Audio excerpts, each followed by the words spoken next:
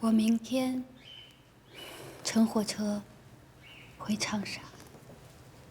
为什么要这么着急呢？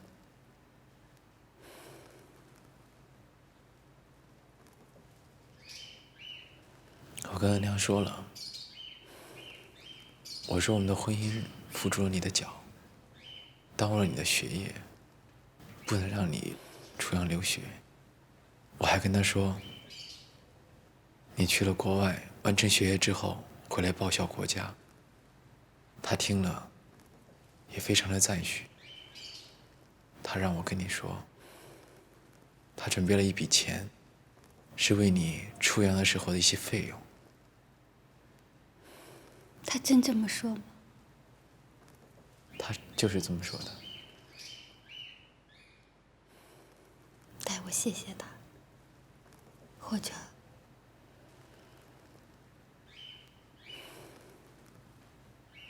谢谢你的好意。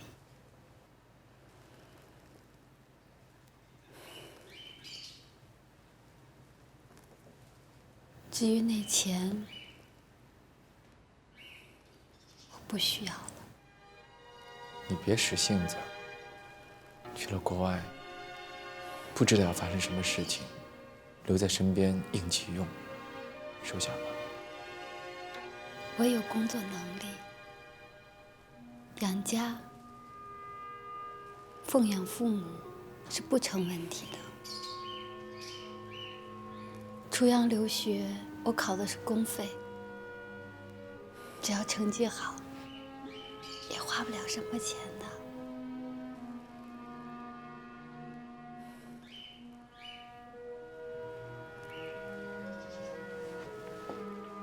燕生，从我认识你到现在，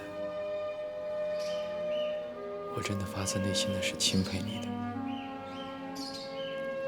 有勇气，有信心，勇往直前。我没什么可值得羡慕的，我只不过是和你共同缔造了一场失败的婚姻。现在咱们又各自回到了自己的轨道上。在你心里，你会认为我不争气，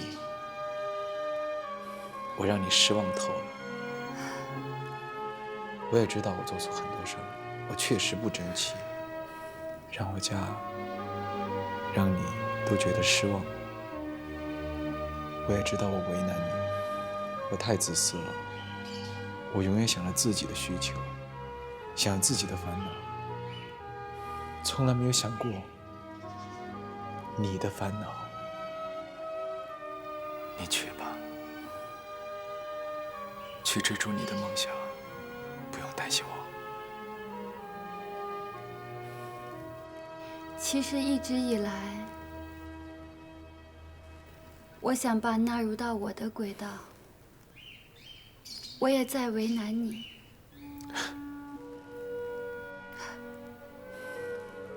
人的性格，短时期之内，怎么可能改变呢？但认识你之后，我的心有很大的变化，真的。是的，你是有变化，以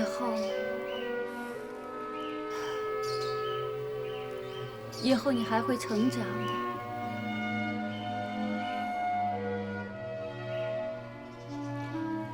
只是我不能再等。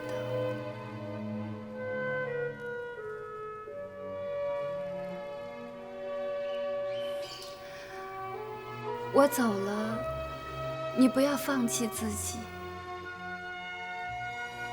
我希望你以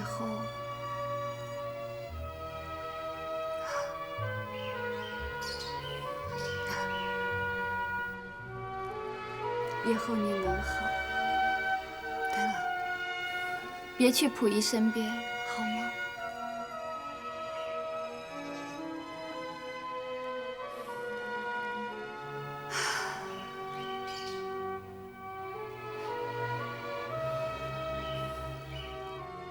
分开之后，你还会爱我吗？我不想回答这个问题。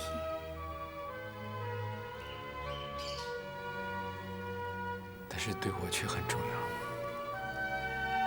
没有了婚姻的束缚，我只想了解，你还会不会爱我，像以前一样？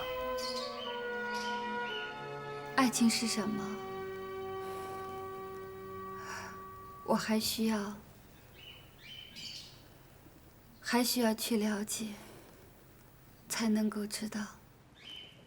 但我却学到了。我知道什么是爱情。爱情就是真正的爱对方，哪怕是没有婚姻，给对方自由也是爱情，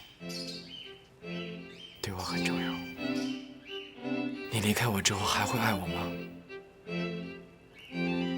我不想多此一举，说出来没有什么特别的意义。但是对我很特别。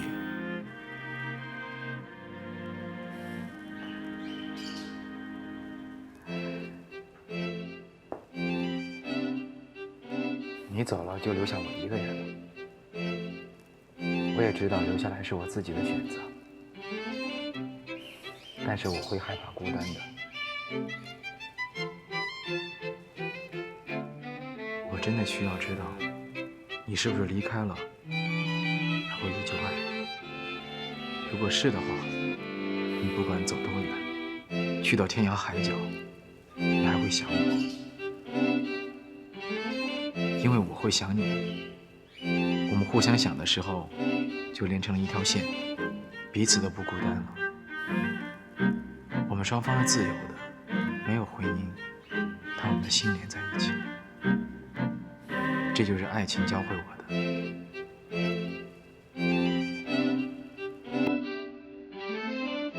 不是吗？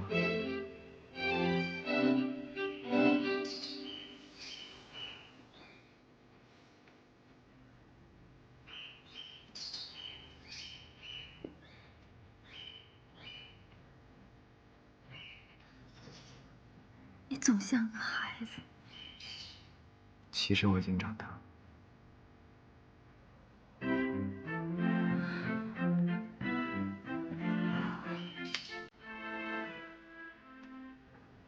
我真想不明白，上天究竟是在厚待你，还是在捉弄你？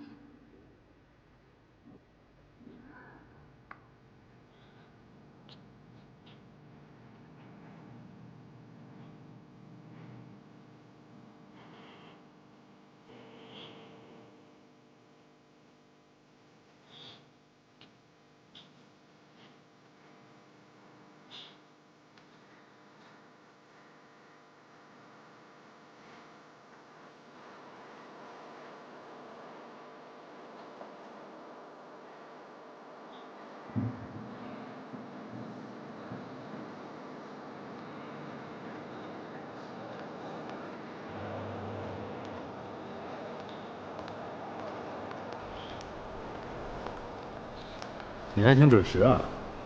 你说这地方一问大家都知道，这路上也没有什么那个阻碍，所以比较准时。我住那个地儿啊，说不清楚，又是胡同又是里弄的，索性我就把你约在这儿来得了。还挺好，挺好。这么多年了，你没什么变化呀？啊？是吗？啊，没什么变化。反正我这几年啊，学会了自得其乐。但是府上迁居上海，这我还真没想到。你这家业那么大，人口又多，跋涉千里的不容易啊。哎呦，这说来就话长了吧？原因很无奈的，一个是因为老太太去世，一个是因为皇上亲日。这两件事情，家父就决定还是千里出京城吧。左选右选，最后决定到上海。最主要的原因还是因为老太太留下的遗产里面有一部分是上海的房产，这是她以前陪嫁的东西。我们到这边来粉刷粉刷就能住进去，一个是节约了一些不必要买房产的费用，第二个也可以缅怀一下老太太。在京城那些事儿又比较多，准备这个准备那个的，差不多半年才成型的。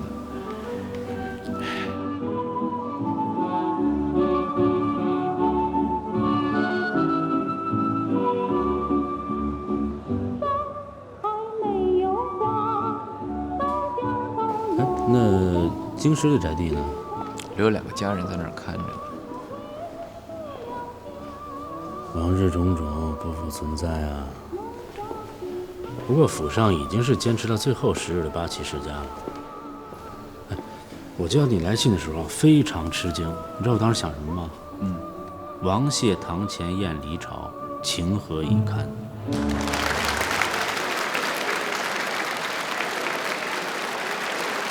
不过听你这么一说呀，府上还真是非得迁居不可了。但是陆老爷这气魄让人钦佩。真难得，难得你认同家父。其实这些年，家父是备受指责啊。他自谦是无能，不能去辅佐皇上，被那些顾臣指责我父亲是不忠啊。家父表面上看起来是若无其事的，但是内心的痛苦和彷徨，我是能体会到的。怎么会有这种话呢？是因为不追随皇上？是这些年，皇上跟日本的关系很亲密，并且跟北洋军阀的关系也大大的加强了。张作霖那一干人也是不断的说出来要拥护皇上，那支持皇上的人越来越多，那不依附皇上的顾臣和遗老，那是少数啊，他成了异类。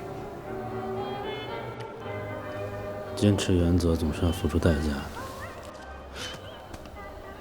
所以我说你是聪明人啊，早早就南下了，不是最好的选择吗？我这叫什么好选择呀？我只是避世而已，避世好好写作。其实啊，我的心智和愿望还真是挺随陆老爷的，只不过我呢，没有府上目标那么大。这遗老遗少什么的也不屑的批评我，我也就没那么大压力。还是一个人吗？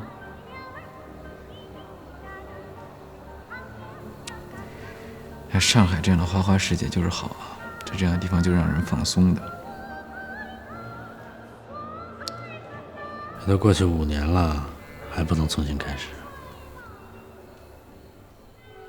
离是非，这样做是对的。专心著述，远离是非，在这一点上，专心著述，更比不了你。在这一点上，远离是非，我比你晚了好几年。远离是非，已经让是非上身，我比你晚了好几年，已经让是非上身了，更是空谈。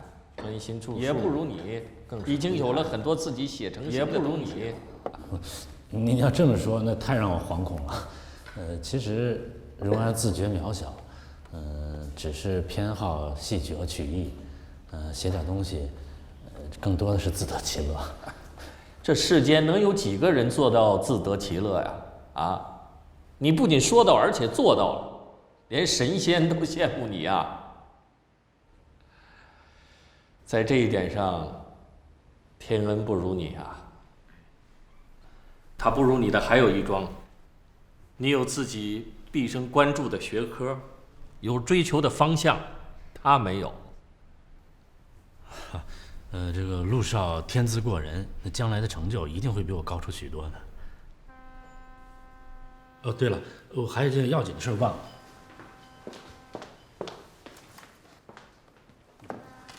是这样啊，那个陆少啊，特别吩咐我寻找当地这个医术比较高明的名医。然后我呢是托朋友，在上海找了一找，给我推荐了10几位名医，名单都在上头了，请您过目。多谢你费心了。应该的。这上头应该是有19位。阿玛，要不要烦请荣安陪我逐一去拜访一下？也好，我们初到上海有很多不便，多认识些医生，以便你母亲不时之需。哎，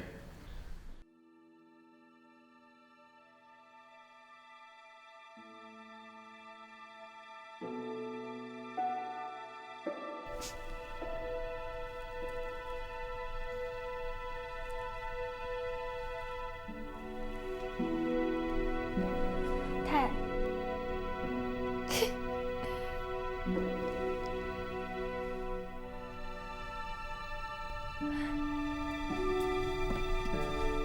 太太用午饭。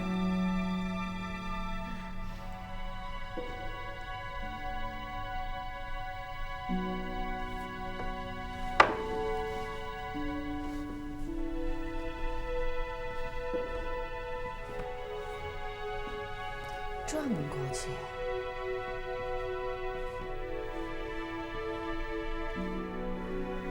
嗯。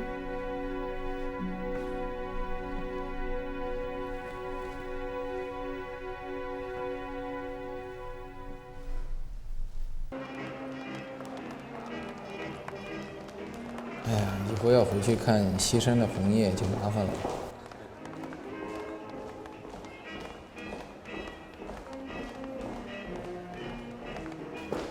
看看，上海的女孩就是摩登。要不是你坐在我面前，我真是感觉到了国外一样。这个上海啊，的确和京师有很多不同的地方，很值得仔细寻味。希望你能喜欢上海。我喜欢，我是真喜欢。你也知道，在京的时候，家里那些事故压得我喘不过气来。到了上海，一切都变了，一切都是陌生的。额娘觉得这陌生让她没有安全感，而对我不一样。所有都是陌生的，所有都是新的。这上海真奇怪，中西交融，华洋混杂，有特别的气质。这几天我上街走了一走，那环境真是热闹、轻松。在家里心里压的石头，头上顶的石头，一出门全都没了，就好像我的血液都换了一次新的似的。我就好像一个新生儿一样。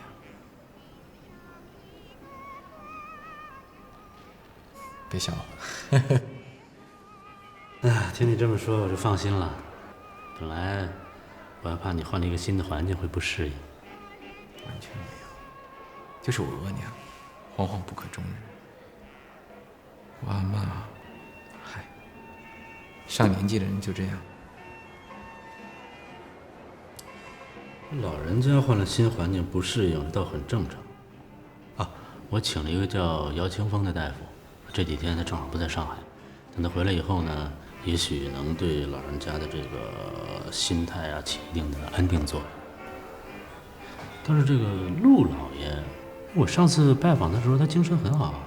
也就是因为你去了，他能跟你说说话，平时闭门不出，一个人都不见。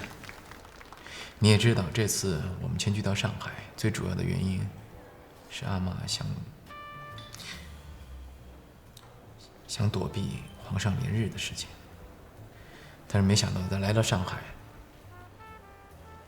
也躲不掉，他心里烦。老爷，少爷亲自接了大夫来了。姚大夫，久仰久仰啊！陆老爷，好说好说。内人冉吉，劳您大驾光临，感谢感谢了。陆老爷太客气了，医家之道嘛，就是要尽心尽力的为人治病。这是小婿汪华，他自有习医，又留洋多年，现在已经执业3年了。这位是我的得意门生张红。我现在已经年迈体衰了，叫他们2个跟我一起来，也是为了长长经验。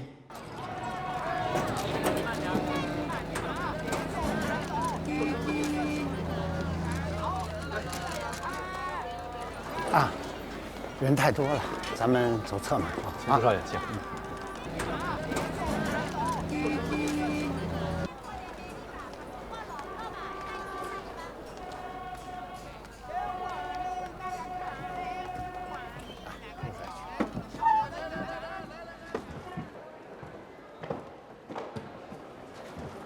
近来啊，天气多变，很多人偶感风寒，大堂的人太多了。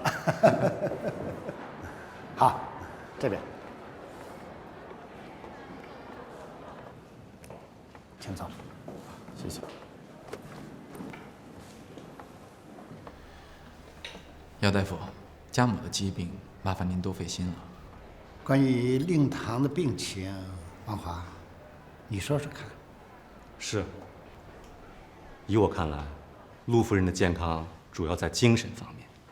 就西医来说，这是精神性疾病，因压力、长期不快乐或者长期孤独所致，连带的造成长期失眠、没有食欲，使休息和营养都不足，身体变虚弱，可以说是身心两方互有不良影响，恶性循环。您说的太好了，神医。这绝不敢当。我说的这些只是依据学理的推论，并不是什么了不起的事儿。真正了不起的应该是治愈它，这个就有困难，没有人能有十足的把握。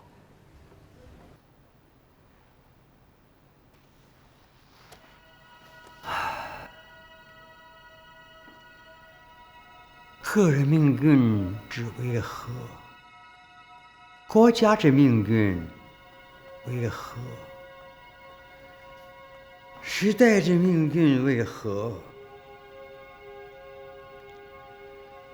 古往今来的圣贤智者，竟没有一个人说明白过。太傅，郑大人求见。好，有请。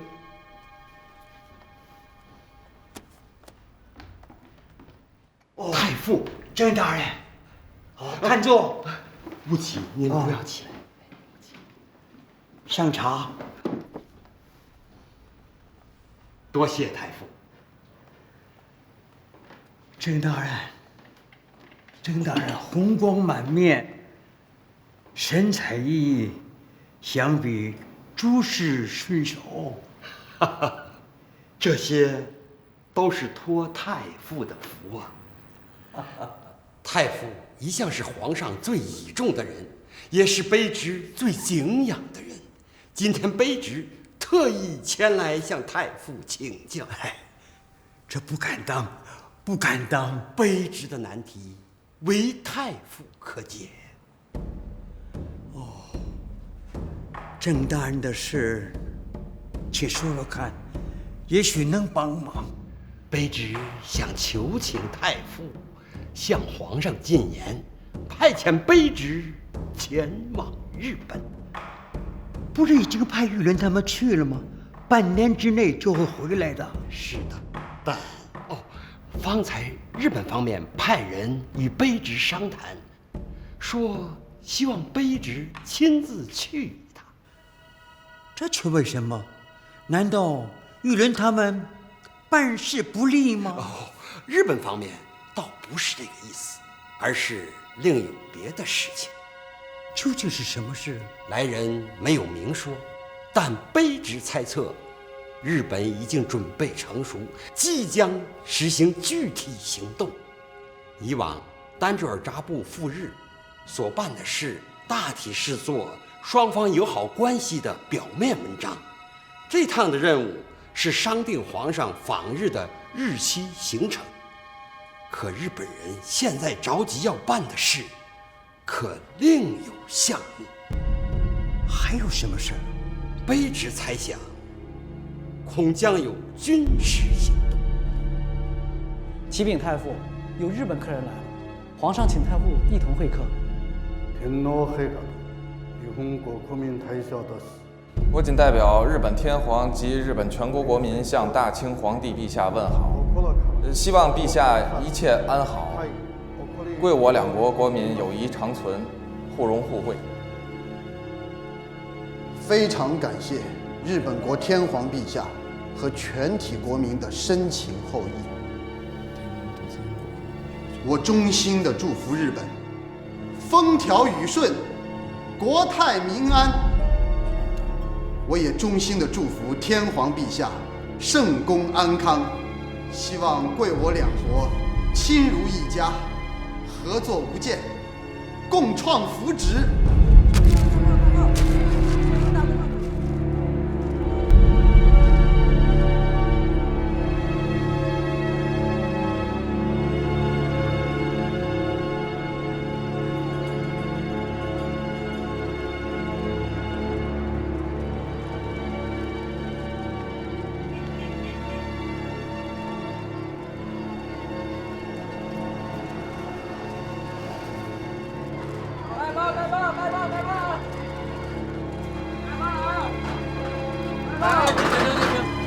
哎，报纸。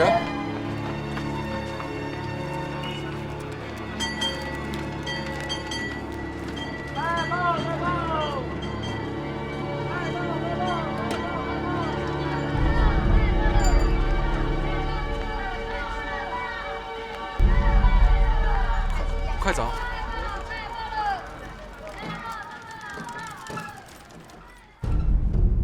太傅怎么样了？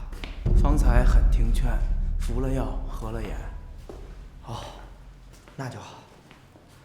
贝勒爷，您要是不放心，就自己看看吧。嘘，我怕找到他。放轻声，不碍事儿。刚才睡了好一会儿，说不定现在已经醒了。哦。雨伦，来，太傅，来，坐，坐。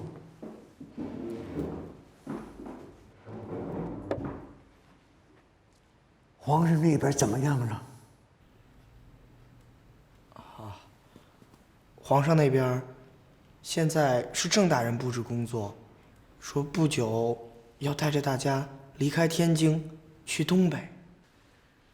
万劫不复。何以见得皇上和这件事情有关？日本方面利用了皇上的影响力，联系了一些支持皇上的人。皇上跟日本人搅到一起，会成为千古罪人的。阿玛，您的选择真的是洞察先机的。您反对我到皇上身边做事儿，真的是对的，所以我们家才能独善其身。可是现今的变故比想象的还要可怕呀！以往我以为日本人想利用皇上图点小利，根本就没有想到他们会武力侵略占领中国的国土。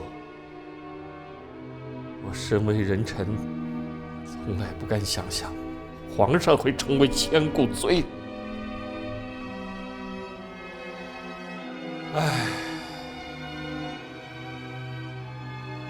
阿玛，我想起殷深的观点跟您也是一样的。陆家的克星，你提他干什么？难道陆家还被他伤得不够吗？额娘，燕深是在帮我，他是好人。好人，好人能抛弃自己的丈夫？只能怪我自己不争气。是你不争气。你如果争气的话，就不会哭着喊着要娶一个女孙悟空来大闹天宫了吧？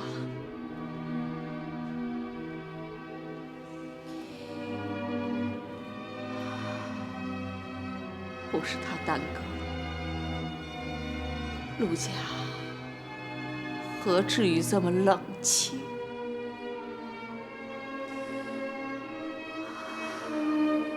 冷清的让人害怕。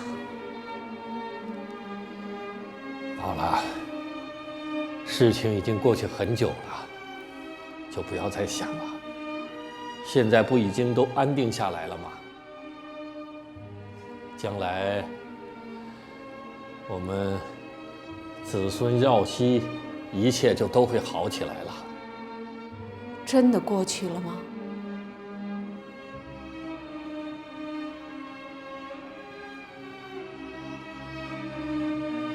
安迪，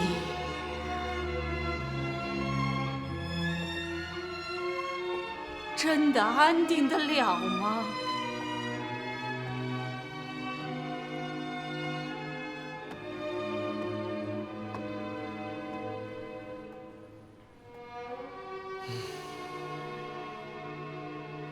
天恩啊，你都看见了，这个家要想活过来，你额娘的病要想好起来，就得靠你娶妻生子了。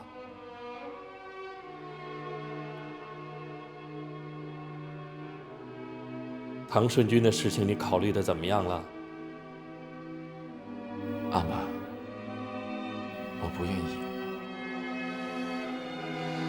事情都过去5年了，燕生他还能回到咱们陆家来吗？我不知道，但是我指望他能回来。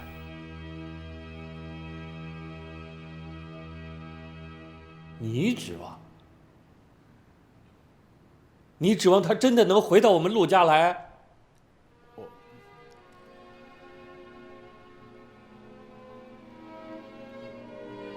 天恩啊，你母亲的态度已经很清楚了。燕生就是回来，也不会再到我们陆家来了。再说了，这是两厢情愿的事。我是愿意的。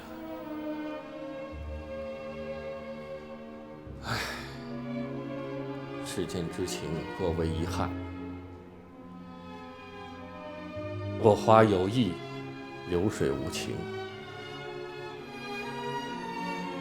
我说这不是一厢情愿的事情。阿妈的意思就是说，燕生回来也不会回到我身边，对吗？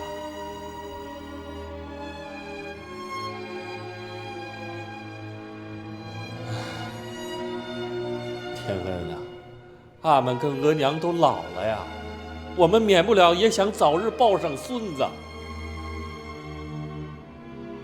再说你已经到了而立之年了，那些个痴念都放下吧。我说的你都懂了吗？阿妈的意思孩儿都懂，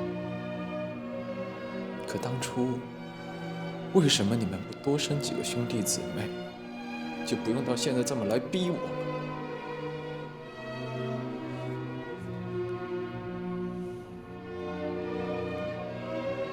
人各有命，那些个如果，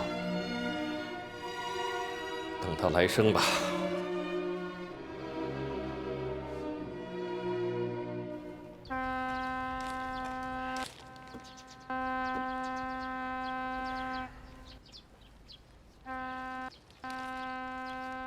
少爷，你看我是贴这儿还是贴上面啊？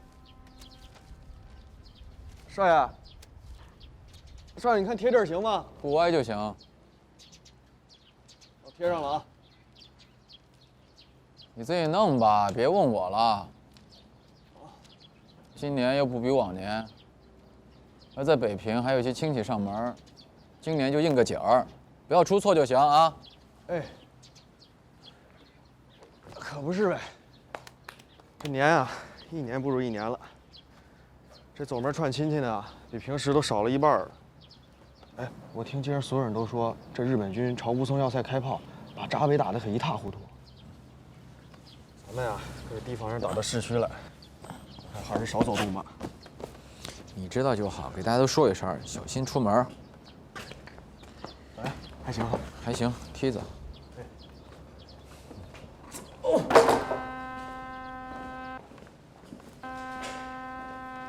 少爷，少爷，您快去哄哄太太吧。太太又怎么了？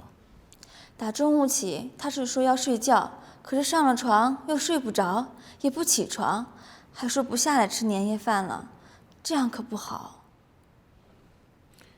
可今天晚上是除夕夜，你也不好意思请汪大夫过来，是不是？哎呀，少爷，太太那不是病，您就硬着头皮好好劝劝她吧，让她心里高兴，暂时脑子里不想着蒙古王爷王子，下来吃顿年夜饭就行了。等明天荣少爷来拜年了，客人多了，时间也就好打发了。太太没病那就当然是最好的了，你们就辛苦一点儿，陪太太多说说话，挨到初五，这汪大夫开了诊啊，陪她多说说话不就行了吗？哎，少爷。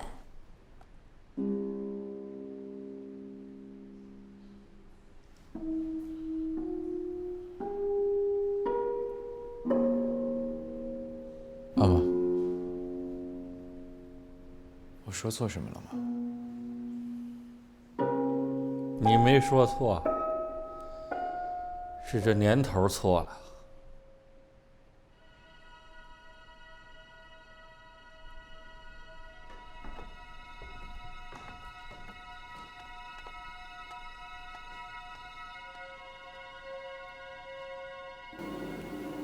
我看天津就是比这儿好，天津比这儿什么都强，真是岂有此理，真是岂有此理！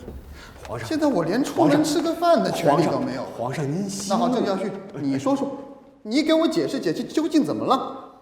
皇上，这个年还得委屈您在这儿将就着过，咱们还得在这儿等着，咱们不能出门露面，咱也不能抛头露面，不能搞任何活动，而且也不能让臣民们来朝贺，这只是暂时的。好，皇上，眼前这只是暂时的，等挨过了这段日子，以后就不一样了。皇上，我知道，暂时的困难我不怕，我不怕磨练，我就是纳闷儿，他究竟什么意思嘛？我们从天津11月份到这儿来已经3个月了，他就是不给个准信儿。开始不让你出门会客，现在连出门吃顿饭的权利都没有了，我这不成了锦衣玉食的囚徒了吗？皇上，咱们得小点声，绝对不能让外人知道的。隔墙有耳。是。哈哈，倒也没这么严重。皇上的纳闷更是合情合理，不必怕别人听见。而且臣以为这些日子，日本人没有给皇上提出更具体的做法来，是由于他们还没有准备周全。你看，首先，日本人以武力占领东北，在国际上就会引出些议论来，因此就得做些调整。其次，兹事体大，需要多方配合，也得费些时间。所以皇上来东北以后，等上这些日子，实在是必要的。罗大人所言极是。对，也对，你们说的有理。不过朕这年夜饭总不能吃这个吧？要不，皇上咱们换换。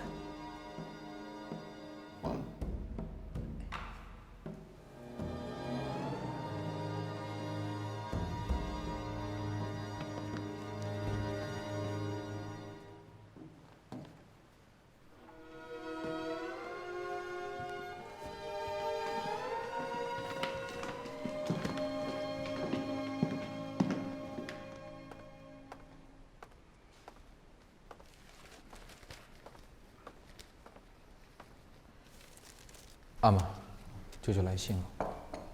有玉轮的吗？没有。怪了。这信你看了吗？哦，看了。舅舅在信里说，他还有老爷和陈大夫一起到了天津，之后回去东北。陈太傅也去了？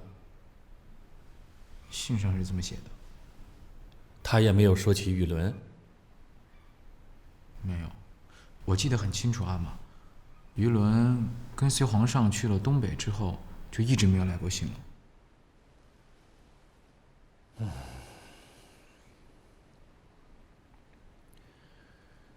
给你舅舅回信，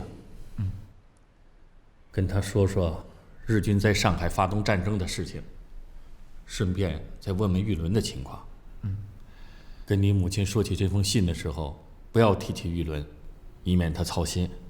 哎，放心，你先用吧，我先下去了。